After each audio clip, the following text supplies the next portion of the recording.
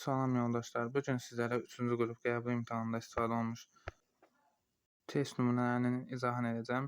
Test nümunəsinin izahına keçməmişdən əvvəl iyul ayında keçiriləcək ikinci şans imtahanı üçün sürət qrupu haqqında məlumat verəcəm sizə. Deməli, tarix fənnindən 11-ci sinif və məzunlar bu qrupa qoşula bilər. Sürət qrupu olacaq. 31 mayda başlayıb 5 iyulda bitəcək proqram. Və həftədə 3 dəfə 2 saat keçiriləcək dərslər. Dərslərdə canlı sual-cavab olur, mövzular əhatəli izah olunur. Ən çox imtahanda hansı tipdə suallar düşür, həmin mövzulardan keçiriləcək. Dərslər 2, 4, 6-cı günü 20:00, 22:00 arasında olacaq. Hələ ki, birinci qrupa belə deyək də qeydiyyatlar davam edir. Birinci qrup talandan sonra ikinci qrup açılacaq. Dərsdən əlavə ayrıca qrup açılır. DİM-in OTK-nın baza testləri işlədilir. Daha sonra hədəfin digər test sınaqlarında istifadə olunmuş daha çətin tipli testlər işlədiləcək. Daha sonra proqramda bir ay ərzində imtahana ən çox düşən 20 suallıq mövzu keçiriləcək. Məsəl üçün deyək ki, konkretni bilirik ki, ibtidai icma quruluşundan 1 sual düşür, feodal dövlətlərdən 1 sual düşür, daha sonra məsələn AXC-dən 1 sual düşür. Baxın, bu formada dərslər bu formada keçiriləcək. Yəni tam şəkildə bütün mövzular keçirilməyəcək. Sadəcə imtahana ən çox düşən 95-100% düşən 20 suallıq mövzu keçiriləcək. Bu qrupa belə deyək də qatılmaq üçün və yaxud da proqram haqqında əlavə məlumat üçün aşağıda nömrəmi qeyd edəcəm. Nömrəyə yazıb məlumat əldə edə bilərsiniz. İndi başlayaq testin izahına. Deməli 31-ci sual. Deməli eramızdan əvvəl 1-ci əsrin 1-ci yarısında Roma ordusunun yürüşünə məruz qalmış dövlətlərin paytaxtlarını müəyyən edin. Deməli, 1-ci əsrin 1-ci yarısında Roma ordusu tərəfindən həm Albaniya, həm Atropatena yürüşünə məruz qalmışdı. 60-cı illərdə 66-65 Albaniyada döyüşlər vardı. Amma Atropatena yürüş edən zaman döyüşlər yox idi. Burada nə olacaq? Albaniyanın paytaxtı deməli, burada Albaniyanın paytaxtı olacaq 3, Atropatenanın paytaxtı olacaq 2. Cavab olacaq 2, 3, B bəndi. 1 Bakıdır burada, 5 Ərdəbildir, 4 də Beyləqandır. Aha. Daha sonra deməli 32-ci sual. Qara Yusif və Şah İsmayılın hakimiyyət dövrü üçün oxşar xüsusiyyət. Hər ikisi üçün oxşar olanı götürürük. Şirvanşahların tabe edilməsi. Baxırıq, Qara Yusif Şirvanşahlara tabe etmişdi. 1412 Kür sahil döyüşdə. Şah İsmayıl da tabe etmişdi. Deməli, cavabımız olacaq A bəndi. Baxın, Şah İsmayıl Şirvanşahlar dövlətini süquta uğratmadı. Amma Şirvanşahları və Şəkini astığa salmışdı. Bunu yadımıza saxlayaq. Teymurilərlə müharibə aparması Qara Yusifdə var, Şah İsmayıldə yoxdur. Yanlışdır. Baş komandanın dövlətdə ikinci şəxs sayılması. Bu Qara Yusifdə olsa da Şah İsmayıldə və yaxud da Səfəvi dövlətində yox idi. Bunu götürmürük. Tiyul torpaq sahibindən istifadə edilməsi Şah İsmayılın dövrünə aid olsa da Qara Yusifə aid deyil. Bilir ki, Səfəvilərdə tiyul idi. Amma Qara Yusifin dövründə, yəni Qaraqoyunlarda isə soyurqal olmuşdu. Yeni suallərin əsasını qoyması, bunlar heç biri yeni sual əsası qoymamışdı. Daha sonra 33-cü sual. Deməli, qədim Misir və qədim Roma dövlətlərinə aid oxşar cəhət. Makedoniya əsgərlərinin imperiyasının parçalanması nəticəsində yaranmışdır. Bu yanlışdır. Heç birinə aid deyil. 4-cü minillikdə vahid dövlətə birləşdirmişdir. Misrə aid olsa da Romaya aid deyil. Eramızdan əvvəl 6-cı əsrin 2-ci yarısında süqut etmişdi. Bu Misrə aiddir. 6-cı əsrin 2-ci yarısında 525-də süqut etməsi. Romaya aid deyil, götürmürük. Midiya Babil tərəfindən süquta uğradılmışdı. Bu da aid deyil heç birinə. Misir Əhəmənilər tərəfindən süquta uğradılmışdı. İşğalçı müharibələr aparmışdı. Bəli, hər ikisinə də aiddir. Həm Roma, həm də Misir işğalçı müharibələr aparmışdı. Deməli, Misir işğalçı müharibələr aparmışdı. 1-ci, 3-cü Tutmos və 2-ci Ramzesin dövründə 2-ci minillikdə. Romada işğalçılıq müharibələr aparılmışdı. Hansı ki, o Patris plebeylərin mübarizəsi başa çatdıqdan sonra 3-cü əsrdə İtaliyanı tutdu, Karfagenlə keçirdi, Yunanistan Makedoniyanı tutdu. Baxın, həmin hadisələrdə. Daha sonra 34-cü sual.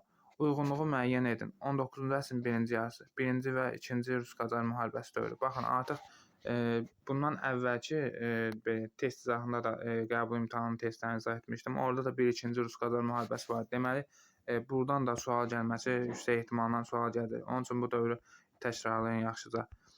Və belə deyək də, həm kanala abunə deyilsinizsə, kanala abunə olun və bildirişləri açın. Hər gün ən azı bir dənə belə deyək də, bu tipdə qəbul imtahan tipində testin izahını yerləşdirəcəm.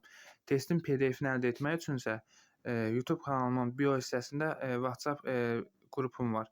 WhatsApp qrupuna daxil olun. Oradan PDF-in cavablarını da götürə bilərsiniz. Həmçinin də ki, üzr istəyirəm, testin cavablarını da, testin PDF-ini əldə edə bilərsiniz. Birinci Rus-Qacar müharibəsi 4-13, ikinci Rus-Qacar müharibəsi 1826-28-dir. İndi baxaq nə verilir. Qarabağ xanlığı ilə Rusiya arasında küresel müqaviləsinin imzalanması. Bu doğrudur. Həmin dövrə düşür. 1805-dir. A cavabımız olacaq. Lənkəran xanlığının ləğv edilməsi 1826-dır. Heç birinə aid deyil. Ümumiyyətlə, bu Lənkəran xanlığıdır. Şəki xanlığının ləğvi 1819-dur. Şamaxı 1820-dir. Qarabağ 1822-dir. Lənkəran 1826-dır. Bu nə 1-ci Rus-Qacar müharibəsi dövrünə düşür, nə də ki 2-ci Rus-Qacar müharibəsi dövrünə düşür. Baxın, bu saydığım xanlıqların ləğv edilməsi arada olan dövrdə olan hadisələrdir. Daha sonra Şəkidə xanlıq idarə etmək üçün müvəqqəti idarənin yaradılması 1806-dır. Bu dövrə düşür. Biri olacaq nə? A-nan C. Birə AC, birə AC deməli baxırıq. Birə AC, bir dənə D bəndində var. İkinci C-də baxaq. İkinci Rus-Qacar müharibəsi dövrü. Qarabağ xanlığının ləğv edilməsi. Dedik ki, Qarabağ xanlığıdır, Şəki xanlığıdır, Şamaxı xanlığıdır, Lənkərandır. Bunlar hər hansı bir Rus-Qacar müharibəsi dövrünə düşmür. Daha sonra Gəncə üsyançılarının qarnizonun darmadağın edilməsi. Bəli, doğrudur. Gəncə hətta orada xanlıq idarəsi da bərpa olunmuşdur. Gəncədir, Qarabağdır. Bunlarda üzr istəyirəm, Qarabağda yox. Gəncədir, deməli Lənkərandır. Bunlarda idarə etmə yaradılmışdır. Xanlıq idarə etmə üsulu. Naxçıvan xanlığının Rus qoşunları tərəfindən işğalı bəli 2-ci Rus-Qacar müharibəsi dövrünə aiddir 1827-də. Cavab olacaq burada D bəndi. Daha sonra deməli 35-ci sual. 1-ci Dünya müharibəsi dövründə iştirak etmiş Azərbaycanlı general Rusiya imperatorunun yavəri idi. Hüseyn xan Naxçıvanskidən gedir söhbət. Petroqradın toplarla müdafiəsi Əlgəra Şıxlinskidə idi. 1 getdi. Baxın, 1 yanlışdır. A-nan D-ni silərəm. Onun başçılıq etdiyi korpus Vista sahələrində Alman qoşunlarını məğlub etmişdi. Bəli, cavabımızın 1-2 olacaq. Hərbi topoqraf idi. Hüseyn xan Naxçıvanski topoqraf deyildi. İbrahim Ağa Vəkilov topoqraf. Baxın, B-ni də istərəm və nədir? C-ni də istərəm. Cavabları Y bəndi. Bir dənə 3 ilə 1-i silməkdən cavab tapmaq olar. Suvari korpusuna rəhbərlik etmişdi. Bəli, etmişdi. İlk Azərbaycan hərbi təyyarəçisidir. Fərrux Ağa Qayıbov idi. Cavab o da olmayacaq. Cavab olacaq deməli Y bəndi 2-4. 36-cı sual. 20-ci əsrin əvvəlləri Şimali Azərbaycan və Cənubi Azərbaycan mədəniyyətinə aid ümumi cəhət. Baxın, bu sual bundan əvvəlki belə qəbul imtahana düşən sual idi. Daha öncədən də istifadə olunmuşdu bu sualdan bir dəfə. Bu sualı belə deyək də 90% oxşar bir sualdan istifadə olunmuşdu qəbul imtahanında. Yenə bu sual bir variantını dəyişdirməkdən yenə qəbul imtahana salmışdılar. Onun üçün belə deyək də imtahana getməmişdən öncə imtahan ərəfəsi sayılan bu vaxtlarda ən çox DİM-in OTEKAN baza testlərinin işləmək məsləhət olunur ki, çünki bu sualların belə deyək də oxşar suallar düşə bilər və yaxud da ki, bu suallardan hər hansı nələrsə olduğu kimi də düşə bilər, oxşar suallar da düşə bilər. Pullu şəhər məktəblərinin yaradılmağa başlaması aid deyil. Ümumiyyətlə, Cənubi Azərbaycanda pullu şəhər məktəbləri yox idi. Şimali Azərbaycanda var idi. Daha sonra İnç teatrın fəaliyyətə başlaması Cənubi Azərbaycana aid 20-ci əsrin əvvəlləri teatrın fəaliyyətə başlaması 1909. Amma Cənubi Azərbaycanda isə Cənubi Azərbaycana aiddir. Şimali Azərbaycanda isə İnç teatr fəaliyyətə başlamışdı 1873-də. Bunun üçün yanlışdır. Qızların ilk dəfə orta təhsilə cəlb edilməsi Şimali Azərbaycanda 19-cu əsrin ikinci yarısıdır. Cənubi Azərbaycanda isə götürmək olar 20-ci əsrin əvvəli 1917-20-ci ildə Xiyaban dövründə ilk dəfə təhsilə cəlb edilmişdir. Yəni bunlar hamısı fərqli işlərdir, oxşar heç nə yoxdur hələ ki. Qiraətxanaların açılması. Ümumiyyətlə Cənubi Azərbaycanda qiraətxana yoxdur belə bir anlayış. Amma Şimali Azərbaycanda var. O da 1894-dür. Nərimanov tərəfindən. O da 19-cu əsrin sonudur. Burada olacaq nə? Cavab olacaq Y bəndi. Azərbaycan Türkiyəsində qəzet jurnallarının çap edilməsi. Daha sonra deməli 37-ci sual. 19-cu əsrin 60-cı illərinə aid olanlar 1860-cı illər. Gədəbəydə Smes qardaşlarının məxsus müsəllətimə zavodunun fəaliyyətə başlaması doğrudur. 1865. Tağıyevin toxuculuq fabriki 1900-cü ildir. Bu aid olmayacaq. Və 2 aid deyil. 2 aid deyilsə deməli C ilə D getdi. Nobel qardaşları şirkətinin yaradılması. Bu da 1870-ci illərdir. Nobel qardaşları şirkəti 3 də yanlışdır. Deməli 3 də yanlış oldu. 3-ü də sildik. Qalır nə cavab? Bir dənə cavab var. A bəndi 1-5. Baxın, heç 4 ilə 5-i oxumadan artıq cavabı tapmış oldunuz. Bakı şəhər özünün idarəsi haqqında əsasnamənin verilməsi 1878, onun üçün bu 4-də getdi. Nuxada Avropada ən böyük bəhsarma müəssisəsinin açılması 1861-də Şəkidə, Nuxa Şəkidə, Zavod 15 ABN. Təbriz şəhərinin Səfəvi dövlətinin paytaxtı olduğu dövrə uyğun gəlir. Elə buradan yazıblar 1555-ə qədər olan dövrdə Təbriz, 1555-dən 1598-ə qədər Qəzvindir, 98-dən sonra isə İsfahan olacaq. Osmanlı qoşunlarının Buğur qalası yaxınlığında məğlub edilməsi 1554-də. Cavabımız elə ABN-də olacaq. Şəhər döyüşündə ümumiyyətlə Səfəvi dövləti deyildi 1501-ci ildə. Onun üçün B yanlışdır. Niyazabad döyüşündə 1583-də deməli Qəzvin idi. Bunun üçün yanlışdır. Molla Səlim döyüşündə 1578-də bunda da Qəzvin idi. Mənət sülhündə 1618-də isə İsfahan idi. Daha sonra 39-cu sual. Venn diaqramına əsasən uyğun bəndləri müəyyən edin. Anaxarqanlıq və ataxarqanlıq dövrü. Anaxarqanlıq dövrü erkən üst paleolit dövründən başlayarıq. Erkən Tunc dövrünə qədər olan dövrdür. Ataxarqanlıq isə erkən Tunc dövründən sonraki dövrlərdir. Deməli, üzümçülük və şərabçılığın mövcud olması bu ataxarqanlıq dövrünə aid olacaq. 2-yə gedəcək A. Daha sonra deməli, baxın, 2-yə konkret A-nın olduğunu biləndən sonra, A-nı oxuyandan sonra və testdə işləyəndə həmişə çalışın variantları azaldın. Baxın, Y getdi, C getdi, A qaldı. Bir dənə 2 dənə variant qaldı. Və 2 dənə variant qalanda görürsünüz, birlər fərqlidir. Çalışın biri dəqiqləşdirin. Birə baxırıq, metaldan istifadə olunması anaxarqanlıq dövrünə də aiddir metaldan istifadə olunması. Həmçində ki, ataxarqanlıq dövrünə də aiddir. Çünki eneolit dövründə metaldan istifadə olunub ilk dəfə. Həmçinin Tunc da metal idi. Deməli, 3-ə getək B və insanların əkinçiliklə məşğul olması da oxşardır. 3-ə BC olacaq. Və 1-ə də olacaq D. İbtidai maldarlığı mezolit dövründə meydana gəlmə. Cavab olacaq D bəndi. Baxın, işləyib qutarandan sonra cavabı tapdınız. Amma yenə baxın, bir daha testə baxın. Bax, bu tipli testlərdə cavabı tapandan sonra yenə qayıdın suala baxın ki, dəqiq tapdım. Ən azından görürsünüz ki, oxşarlıqlar fərqlidir də. Oxşarlıqlara baxın, B-yə baxın, metaldan istifadə olması dəqiqləşdirin. Anaxarqanlıqda olmuşdu, bəli olmuşdu. Eneolit dövründə olmuşdu. Tunc da metal idi, ataxarqanlıqda da deməli olmuşdu. Deməli B oxşardır. Daha sonra C-də dəqiqləşdirin. Əkinçilikdə mezolit dövründə əkinçilik yaranmışdı. Neolit dövründə əsas təsərrüfat sahəsi oldu. Deməli, burada da olmuşdu. Anaxarqanlıqda da olub, ataxarqanlıqda da olub. Yəni, bu testləri işləyəndə çalışın bu tipli testləri belə deyək də, Venn diaqramına olan testləri yenidən yoxlayın. Daha sonra 40-cı sual. Xəritədə rəqəmlərlə verilmiş dövlətlərin 17-ci əsr tarixi. Baxın, bu tipli testləri yazanda 17-ci əsr yazırsa, bura yuxarıda 1600-cü illəri yazın ki, bilin ki, nəyi axtarırsınız. Və uyğunluğu soruşur, aid olanı soruşur. 3 Rusiyadır, 2 həmin dövr üçün Osmanlıdır, 1 də İngiltərədir. İsveçə qarşı Şimal İttifaqının yaradılmasına nail olmuşdur. Bunu yaratmışdı kim? Rusiya. Eləmi? 3 olacaq A. Deməli, 3 olacaq A. Səfəvi dövlətlə əbədi dostluq haqqında müqavilə imzalanması. Bu kimdir? 1621-ci ildə İngiltərədir. Deməli, 1-ə də olacaq B. Daha sonra dünyanın ilk sənaye dövlətinə çevrilmişdir. Bu heç birinə aid deyil. Bu İngiltərədir. Sadəcə İngiltərənin 17-ci əsrinə aid deyil. 18-ci, 19-cu əsr desəydi götürmək olardı. Onun üçün baxın, C olanları çıxırıq. A çıxdı. Deməli, bu heç birinə aid deyil də. Dünyanın ümumiyyətlə ilk sənaye dövləti İngiltərə olduğu üçün bunu nə Osmanlıya, nə də ki Rusiyaya aid etmiş. Onun üçün çıxırıq variantları. A çıxır, C çıxır, daha sonra Y çıxır və D də çıxır. B, C-dir. Və bir dənə qalacağımız nə? B bəndi. İndi digər variantlara baxaq. Şimali Amerikada ilk koloniyaları yaratması kimə aid idi? Aid idi, deməli 1607-ci ildə İngiltərəyə ilk koloniya yaratmışdı. Deməli 1-ə olacaq BD. Daha sonra Osmanlıya olacaq Karlovitsada 1699-cu ildə geniş ərazilər itirmişdi. 1-ə BD olacaq, 2-yə Y olacaq, 3-ə də A olacaq.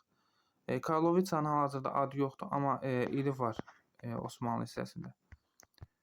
41-ci sual. Məğlub edilməz armadanın məhv edilməsi nəticəsi 1588-ci ildə olmuşdu. Yelizavetan dövründə olmuşdu. İspaniya və İngiltərə arasında olmuşdu. Məğlub edilməz armada İspaniya idi. İngiltərə bu döyüşdə qalib gəlmişdi. İngiltərənin dəniz qüdrəti artmışdı. Cavab olacaq nə? B bəndi. 42-ci sual. 6-cı əsrin sonlarında hakimiyyət uğrunda mübarizə nəticəsində 1-ci Göytürk dövləti Şərqi Göytürk və Qərbi Göytürk dövlətlərinə parçalandı. Çox keçmədən bu dövlətlər Çindən asılı vəziyyətə düşdülər. Lakin azadlıqsevər türklər asılı vəziyyətdə barışmır, tez-tez üsyanlar edirdilər. Ən məşhur üsyanların biri Kürşad üsyanıdır. Nə vaxt olmuşdu? 639-cu ildə olmuşdu Kürşad üsyanı və məğlub olmuşdu. Mətndə bəhs edilən türklərin əsarətdən çıxmaq üçün sonrakı cəhdi, yəni Kürşaddan sonrakı nə oldu? 682-ci ildə Qutlu xan başçılığı ilə üsyan oldu və bu dəfə Çinə qalib gəldilər və yeni türk dövləti yarandı. Nə olacaq? Cavab olacaq Beybənd. Bu türk dövlətlərindən də mütləq bir dənə sual düşəcək. Həm 2-yə, həm 3-cü qruplara. Hansı ki, Qərbi Hundu, Ağ Hundu, daha sonra Göytürk dövlətləri də, Uyğur və Xəzər dövlətləri. Baxın, bundan mütləq bir dənə sual düşür.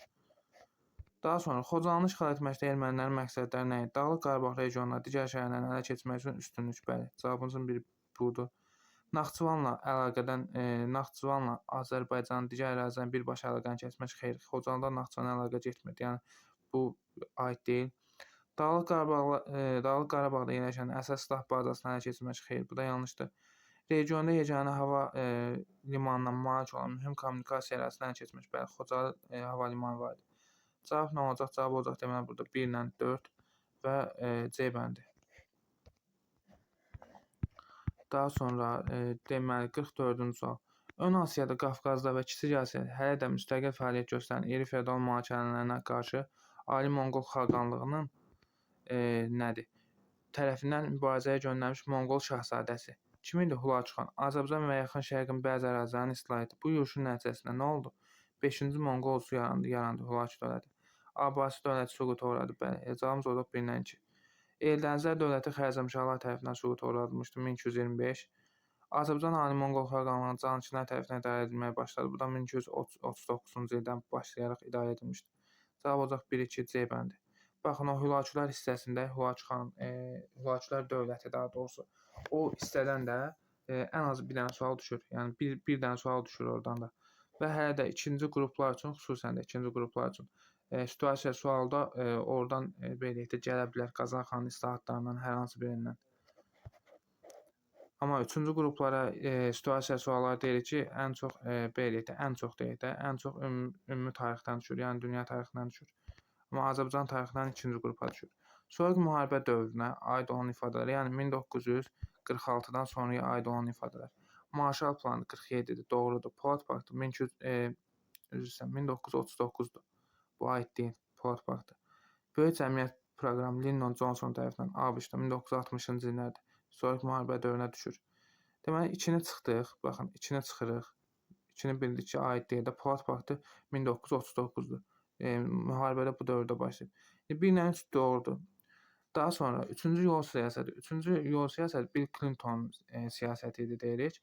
O da 1993-2001-də hakimiyyətdə olub, prezident olub ABŞ-ın. O da həmin dövrdə də soyuq müharibədən söhbət belə gedəməz. Yəni 4 də yanlışdır. Cavab qaldı nə? C bəndi. Yeni Şərq siyasəti Almaniyada Willy Brandt'ın siyasəti idi. 1970-ci illərdə həyata keçirilmişdi. Daha sonra deməli 46-cı sual. AXC-yə aid sualdır. AXC-yə aid də həmişə deyirik ki, mütləq bir dənə sual AXC hissəsindən gələcəkdir. Deməli, burada necə olacaq? Denikin təhlükəsizliyi ilə bağlı hərbi vəziyyətin elan edilməsi 4-cü hökumət kabinetinə aiddir. Nəsib bəy Yusifbəliyə aid olacaq. 3 aid olacaq A. Daha sonra Qarabağ General Qubernatorluğunun yaradılması 1919-cu yanvardır. Bu 3-cü hökumət kabinetinə aid olacaq. B olacaq. Həmçinin Naxçıvan General Qubernatorluğu da 3-cü hökumət kabinetinə aiddir. Parlamentin yaradılması haqqında qanunun verilməsi 1918-in noyabrı 2-ci hökumət kabinetinin dövrünə aid olacaq. Muğan Sovet Respublikasının ləğvi deməli 1918-in avqustudur. 1919-un avqustudur. O 4-cü hökumət kabinetinin dövrünə aid olacaq. Deməli, burada olacaq nədir? D olacaq 3-ə. Daha sonra Bakı Xalq Komissarları qüvvələrindən azad edilməsi. Baxın, burada biraz nədir? Diqqət tələb edən testdir. Bakı Xalq Komissarları Sovetindən azad edilmədi. Yəni həmin vaxtda Qafqaz İslam Ordusu və AXC Ordusu Bakını Sentrokaspi diktaturasından azad etdi. Onun üçün Y variantı səhvdir. Baxın, bu tipli diqqət tələb edən testlərdən istifadə olunur. Onun üçün də testləri oxuyanda çalışın, diqqətli olun. Cavab olacaq burada dedik ki, Y bəndi. Daha sonra 11-ci əsrin 70-ci illərində Böyük Səlcuq dövləti, 12-ci əsrin 80-cı illərdə Yeni Dənizlər dövlətinin tarixinə aid ümumi cəhətlər. Deməli, 1070 Səlcuq dövləti və 1180-cı illər Yeni Dənizlər dövləti. Hakimiyyətin yeni hökmdarın gəlməsini deyə bilərik. Hansı ki, Məlik Şah gəlmişdi Böyük Səlcuq dövlətində. 1186-da da Qızıl Arslan gəlmişdi Yeni Dənizlər dövlətində. Bizansla müharibədə məğlub olması aid deyil. Çünki 70-ci illərdə Səlcuqlar da məğlub olmamışdı. Həmçinin Atabəylər Bizansla müharibə aparmamışdı. Deməli, 2 yanlışdırsa, 2 olanları sildik. Aha. Və bilin ki, 100% doğrudur da. Biri bilinirsə, A bəyinin yaza bilərik. Heç beləlikdə bunlara baxmadan. İndi baxaq nəyə burada? Deməli, 3-ə baxaq. İqtator Bas sahibinin geniş yayılması bəli yayılmışdı, doğrudur. Türk mənşəli sülalə tərəfindən hər ikisi də Türk mənşəli sülalə tərəfindən idarə edildi. Cavab nə olacaq? 1-4. Qəznəvilərlə müharibə aparması Böyük Səlcuq dövlətinə aid olsa da, Eldənizlər dövləti ümumiyyətlə Qəznəvilərlə müharibə aparmamışdı. Daha sonra 48. Azərbaycan SSR 2-ci Dünya müharibəsi dövrünə aid deyil. Bakı neft kəmərinin çəkilməsi 1930-cu illərdə olmuşdu. Sənayeləşmə dövründə olmuşdu. Cavab olacaq A bəndi. Culfa Mincvan aiddir. Qafqaz Müsəlmanların ruhani idarəsi aiddir. 44-cü ildə. Bakıda müxtəlif silah hərbi texnikalar aiddir. Ərzaq sənaye məhsulları üzrə talan sisteminin olması aiddir. Talan sistemi deyək ki, 1947-ci ildə ləğv edilmişdi. Yəni müharibədən sonra ləğv edilmişdi.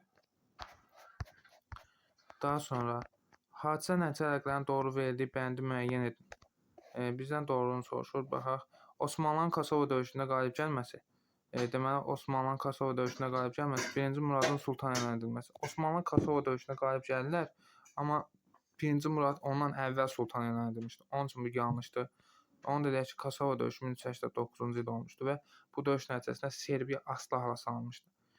Səlmin Məmlüklərlə mübarizədə qalib gəlməsi, özünü xəlifə elan etməsi. Bəli, 1517-ci ildə. Bu doğrudur. Ankara döyüşünə Əmir Teymurun qalib gəlməsi 1402-ci ildə. Əlincə qalasının tutulması. Bu da yanlışdır. Əlincə qalası nə vaxt tutulmuşdur? 1400-cü ildə. Həmçində ki, Əmir Teymur Ankara döyüşünə Osmanlıların üzərinə gəldi. Əlincə qalası Azərbaycandadır. Yəni bunların heç bir əlaqəsi də yoxdur. Deməli, bu da yanlışdır. Çirmən döyüşündə Osmanlıların qalib gəlməsi 1371-ci ildə. Viyananın mühasirəyə alınması. Bunun da əlaqəsi yoxdur. Çirmən döyüşündə Osmanlılar qalib gəlib. Amma Serbiya Osmanlı dövlətinə birləşdirildi. Viyana isə mühasirəyə alınıb 1529-cu ildə Sultan Süleyman dövründə. Bu da yanlışdır. Osmanlılar tərəfindən Bursa şəhərinin tutulması, Ağqoyunların Qaradənizdən çıxışını itirməsi. Bunun da əlaqəsi yoxdur. Bursa şəhəri tutuldu 1326-da. Ağqoyunlar Qaradənizə çıxış itirdi 1461-də. Yəni 100 ildən çox fərq var bu hadisələr arasında. Cavab olacaq B bəndi. Baxın, Osmanlı mövzusunun 1302-1571-ə qədər olan hissəsindən mütləq bir dənə sual düşür. Yəni o belə deyək də, hansısa şagirdlər belə deyək də düşünürlər ki, vaxtları az qalıb, deyirlər ki, elə bir konkretni düşən mövzuları oxuyum. Baxın, mövzuları bir-bir deyirəm və hansı ki, mövzular konkret o mövzulardan suallar düşür də. O mövzuları oxuyun ki, ən azından belə deyək, minimum yaza biləsiniz. Və imtahan vaxtı gedəndə bilmədiyi sualları, qapalı sualları yazmayın ki, hansı ki, düz yazıbsınız, onlar ballarınızdan çıxılmasın. Qəznəvi dövləti ilə Ərəb xilafətinə aid oxşar xüsusiyyət. Erkən orta əsrlərdə meydana gəlməsi doğrudur. Qəznəvi dövləti, ümumiyyətlə erkən orta əsrlər 3-11-ci əsrlərdə, onu birinci yazaq. Qəznəvi dövləti 962-də yaranmışdı. Ərəb dövləti 630-da yaranmışdı. Hər ikisi hara düşür? Nədir? Erkən orta əsrlər düşür, 3-11-ə düşür. Bir oxşar, bir olacaq. Baxın, cavabımız 1-lə. 1-i dəqiqləşdirdikdə erkən orta əsrlərdə. Baxın, erkən orta əsrlərdə isə 3-11-dir. Yox, erkən olmasa, orta əsrlərdə isə 11-15-dir. Baxın, əgər 1-i dəqiqləşdirilmişsə cavabımızdır, bizdən Y-ni istəyirik, A-nı istəyirik və nədir? B-ni istəyirik. 2 Sasanilərlə müharibə aparmaları Ərəb xilafətinə aid olsa da Qəznəvilərə aiddir. Amma bizə onsuz da biz 2-ni silmişdik. Bizim cavabımız 1-3 və yaxud da 1-4 ola bilər. 3 oxuyuruq. Monqollar tərəfindən süquta uğradılmaları. Bu oxşar olmayacaq. Qəznəvilər Xərzəmşahlar tərəfindən süquta uğradılmışdı, amma ərəblər deyə bilər ki, bəli 1258-də Monqollar tərəfindən, amma aid deyil. 3 də yanlışdır. 3 də 7. Cavab olacaq 4. Hindistana yürüş edilməz. Qəznəvilər Hindistana, Sultan Mahmud Qəznəvi yürüş etmişdi. Ərəblər də deyir ki, Hindistanın şimal ərazilərini özlərinə tabe etmişdilər. Cavab olacaq nə? D bəndi. Cənubi Qafqazın işğal etmələri. Bu deməli ərəb xilafətinə aid olsa da Qəznəvilərə aid deyil. Baxın, Hindistan məsələsi mübahisəli məsələdir biraz. Amma kitabımızda yazılıb ki, sinif kitabında söhbət gedir. Ərəblər Hindistana qədər Hindistanın da bəzi ərazilərini özlərinə tabe etmişlər. Amma ərəblər Çini özlərindən asılı salmamışlar. Ərəblər Çinin hər hansısa bir bölgəsini tutmamışlar. Amma Hindistan bəli, müəyyən bir hissəsini tutmuşdu ərəblər. Yəni bunu yadımıza saxlayaq. Amma ərəblərin konkret neçənci ildə Hindistana getməklərinə aid bir il yoxdur və yaxud da bir döyüş yoxdur. Hadisə nəticələrini əlaqələrini doğru verdiyi deməli cavabı müəyyən edin. Qorlitsa ərazisində Alman cəbhəsinin Qorlitsa ərazisində Almanlar cəbhəni yardı. Səməd bəy Mehmandarov Rus ordusunu mühasirəyə düşməkdən xilas etdi. Yəni bu əlaqəsi yoxdur bunların. Yəni bu döyüşlə Mehmandarovun əlaqəsi yoxdur. Yanlışdır bu. Antanta ölkələri İtaliyaya bir sıra vədlər verdi. İtaliya üzv olduğu hərbi bloku tərk etdi. Bəli, 1915-ci ildə nədir? Bir dəqiqə gözür istəyirəm. Deməli, bizdən doğruları soruşur. Bu yanlış olacaq, bu doğru olacaq. Çünki İtaliya 1915-ci ildə Antantanı tərk edib Antantaya daxil oldu. Digər bloku, üstər blokunu tərk etmişdi. 3. Çanaqqala döyüşü baş verdi. Döyüşləri baş verdi. 1915-16-da Fransa, İngiltərə qoşunları Bosfor, Dardana boğazlarını işğal etdi. Xeyr, işğal edə bilməmişdi. Məğlub olmuşdular. Onun üçün 3 də səhvdir. Bax, 1 ilə 3 səhvdir. Eləmi? A gedir, B gedir, daha sonra C gedir, D gedir. Baxın, 1 ilə 3 seçsək cavabımız qalır 2-5. 4-ə baxaq. Nuru Paşanın rəhbərliyi ilə türk qoşunları AXC-yə hərbi yardım etdi. Thomson başçılığı ilə İngilis qoşunu Bakını tərk etdi. Xeyr, yəni Nuru Paşa ümumiyyətlə AXC-də belə deyək, kömək etdi. Bakını aldılar. Osmanlı 1918 oktyabrda məğlub oldu. Nuru Paşa gedir Azərbaycana, sonra Thomson gəlirdi. 4 yanlışdır. 5 də doğru olacaq. 14-cü ildə Marna döyüşü baş verdi. Almaniyanın endirim sürətli müharibəsi planı iflasa uğrayır və Qərb və Şərq cəbhəsində mövqe müharibəsini aparmaq məcburiyyətinə qaldı. Cavab olacaq Y-bəndi. Baxın, artıq bir neçə test izah edirəm və görürsünüz, 1-2 dənə çıxdaş eləməklə tam cavab alınır. Baxın, imtahanda da bu tipdə düşəcək, bu tipdə olur suallar. Məzdəşilər hərəkatına aid olanları müəyyən edin. Deməli, mərkəzi hakimiyyətə qarşı baş verməsi, bəli, deməli bu deməli doğru olacaq. Nədir? 1 doğru olacaq. Vaçenin hakimiyyət dövründə baş vermişdi. Xeyr, yanlışdır. 2 yanlış olduğuna görə A ilə Y-ni silirəm. 1-ci Qubadın dövründə geniş vüsət almışdı. Bəli, doğrudur. 3 də doğrudur. Cavab olacaq 1-3. İri feodalların mənafeyini əks etdirmirdi. Yanlışdır. İri feodal Qubada burada hakimiyyətdən kənarlaşdırmışdı hətta. 5-ci əsrin sonlarında yatırıldı, bu da səhvdir. Çünki 481 529 idi məzdəşilər hərəkatı. Cavab olacaq 1-3 C bəndi. Keçdik açıq tipli suallara. 53-cü sual. Xronoloji ardıcılığı müəyyən edin. Ədirnə şəhəri Osmanlı dövlətinin paytaxtı 1362. Və yaxud da baxın, bunu 61 də yazsaq, 62 də yazsaq düzgün cavab çıxacaq. Aqra şəhəri Moğol dövlətinin paytaxtı 1526, elə yaranan vaxt paytaxtı idi. Pekin şəhəri nədir? Monqol dövlətinin paytaxtı 1264 idi. Həmədan şəhəri Eldənizlər dövlətinin paytaxtı 1175 idi. Deməli, burada nə olacaq? Birinci 1100 olacaq, 4 olacaq. Daha sonra deməli olacaq 3, 1, 2. 4, 3, 1, 2 olacaq. Deməli, daha sonra 54-cü sual. 44 günlük 2-ci Qarabağ müharibəsi zamanı Azərbaycan Türkiyə Respublikasına güclü diplomatik dəstək aldı, bəli, almışdı. Qoşun hərəkatının prinsipal mövqeyi ilə döyüşləri dayandırdı. Xeyr, döyüşləri dayandırmamışdı. Düşmənin dinc ərazisinin insanpərvər münasibət bəsləyirdi, bəli, yəni bizim belə deyək, silahlı qüvvələrimiz düşmənin mülki ərazisinin yaşadığı əraziləri atəşə tutmurdu. Yalnız yerli müdafiə sənaye məhsullarından istifadə edir. Bu yanlışdır. Çünki Harop, İsrail, məsələn, TB2, Türkiyənin dronlarından istifadə edirdi döyüşlərdə. Etnik, sosial, dini baxımdan bütövlük nümayiş etdirdi. Bəli, doğrudur. Cavab olacaq 1, 3, 5. 55-ci sual. 17-ci əsrin ikinci yarısında Səfəvi dövləti idarəçilik sistemi çox xarakterikdir. Deməli, burada 1. Xan qeyri-məhdud hakimiyyətə malik olması. Bu yanlışdır. Ümumiyyətlə, Səfəvilərdə şahdan başqa heç kim qeyri-məhdud hakimiyyətə sahib ola bilməzdir. Bu ümumiyyətlə yanlışdır. 2. Mahalların naiblər tərəfindən idarə edilməyə başlaması. Bu da yanlışdır. Mahallar naiblər tərəfindən idarə edildi 16-cı əsrdə. 17-ci əsrdə artıq qolbəylər idarə edirdi mahalları. İdarəçilikdə irsilik prinsipinin mövcud olması. Bəli, 3 doğrudur. Bəzi vəzifələrdə erklik prinsipi var idi. Vəzirlərin nədir? Mərkəzi hakimiyyət tərəfindən təyin olunurdu. Təyin edilməsi, bəli, bu da doğrudur. Yerli əyanların feodalların ikinci qrupuna daxil olması, bu da yanlışdır. Nədir? Yerli əyanlar, daha doğrusu feodalların ikinci qrupuna daxil idi. Alişiyə ruhanilər. Bu da yanlış cavab olacaq. Burada 3 və 4. 56-cı sual. Xəritə sxemdə ştrixlənmiş dövlətin 2-ci Dünya müharibəsi dövrünə aid olanlar tapın. Bu ştrixlənmiş ərazi İngiltərədir və yaxud da Böyük Britaniya deyirik. Deməli, burada olacaq nə? İrana qoşun yeritmişdi, bəli. İngiltərədə İrana qoşun yeritmişdi. SSR-də qoşun yeritmişdi. SSR də bu ərazidir. Deməli, baxın, bu İngiltərədir. Bura olacaq Rusiya. Rusiya olacaq və yaxud da SSR deyə bilərik. Bu ərazi olacaq Osmanlı ərazisi. Daha sonra bu ərazi olacaq, deyək ki, Fransa. Bu ərazi olacaq İspaniya. Bu ərazi olacaq Almaniya. Daha sonra bu ərazi olacaq İtaliya ərazisi.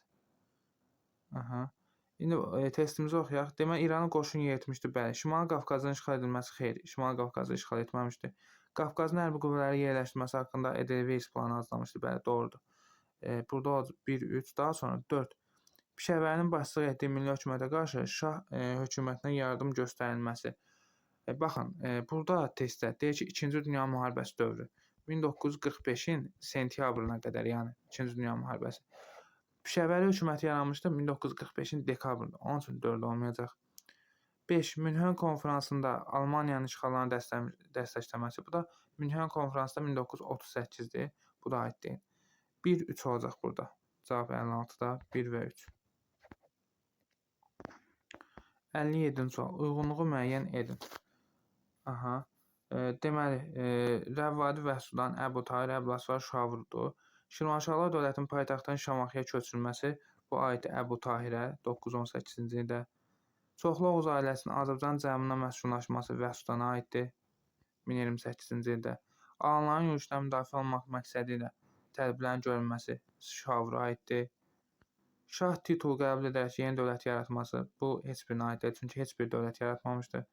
Gəncənin Şəddadilər dövlətin paytaxtına çevrilməsi, bu da aiddir. Gəncənin Şəddadilər dövlətin paytaxtına çevrilmişdi, Əhəli Ləşkəri, o da yoxdur. Daha sonra gəlirik mənbə sualına. Deyək ki, iri dövlətlər beynəlxalq münasibətləri tənzimləmələrdə mənbə sualına keçməmişdən öncə, əgər bura qədər testə baxırsınızsa, çox xahiş edirəm, dəstək olmaq üçün ən azından yorumlarda çox sağ olun, müəllim yaza bilərsiniz. Çünki YouTube alqoritması bəyənilərə eyni zamanda bəyənib və şərh yazmağı unutmayın. Siz onu bəyənəndə, videonu bəyənəndə və şərh yazanda YouTube alqoritması artıq mənim videolarımı daha belə ön plana çıxardır. Onu da deyim ki, testləri, qəbul testlərini, işləyəcəyiniz testləri burada belə YouTube-da qarşıdurmamaq üçün deməli, videonun aşağı hissəsində mənbənin nəyə aid olmasını yazacağam. Məsələn, əvvəlki mənbəni yazmışam ki, Viyana Konqresi. Bu, Washington Konqresinə aid olan mənbədir. Bunu yazacağam ki, testləri təkrar işləmək istəyəndə qarışdırmayasınız. Deməli, burada deyək ki, iri dövlətlər beynəlxalq münasibətləri tənzimləmələrdə hələ də nüfuz dairələri uğrunda mübarizə gedirdi. Yəni, Paris müqaviləsində belə deyək də, münasibətləri düzəltdilər, ancaq hələ də problemlər var idi dövlətlər arasında. ABŞ bu sahədə xüsusi fəallıq göstərdi. Bu da səbəbsiz deyildi. Çünki ABŞ dünya müharibəsində qüdrətli bir dövlət kimi çıxmışdı. Onsuz da ABŞ hər iki dünya müharibəsində qüdrətli dövlət kimi çıxdı. Vaşinqtonda bu məsələləri həll etmək üçün keçirilən konfransda 14 dövlət iştirak edirdi. Konfransda müzakirə edilən Çində siyasət, dəniz silahlarının məhdudlaşdırılması, sularda nüfuz dairələrinin müəyyən edilməsi və digər məsələlər üzrə sazişlər, bəyanatlar, qətnamələr qəbul olunmuşdur. 58. Haqqında bəhs edilən konfransda Çinlə bağlı qəbul edilən iqtisadiyyatın mahiyyətli qərarı yazın. Çində açıq qapı siyasəti keçirməyə başlandı və Çin ticarət, sənaye sahələri Çinlə bərabər imkanlar yaradıldı. Daha sonra 59-cu sual. Haqqında bəhs edilən konfransın keçirilməsinin mənbədə verilmənin 2 məqsədini yazın. Məqsəd uzaq şərqdə və Sakit Okeanda münasibətləri tənzimləmək və donanma silahlarını məhdudlaşdırmaq idi. Daha sonra 60. Haqqında bəhs edilən konfransda dəniz silahlarının məhdudlaşdırılması haqqında imzalanan müqavilənin 2 nəticəsini yazın. Burada Yaponiyanın Sakit Okeanda olan gücü məhdudlaşdırıldı, donanma gücü məhdudlaşdırıldı və eyni zamanda İngiltərənin dənizlərdə üstünlüyü ABŞ-da bölüşdürüldü.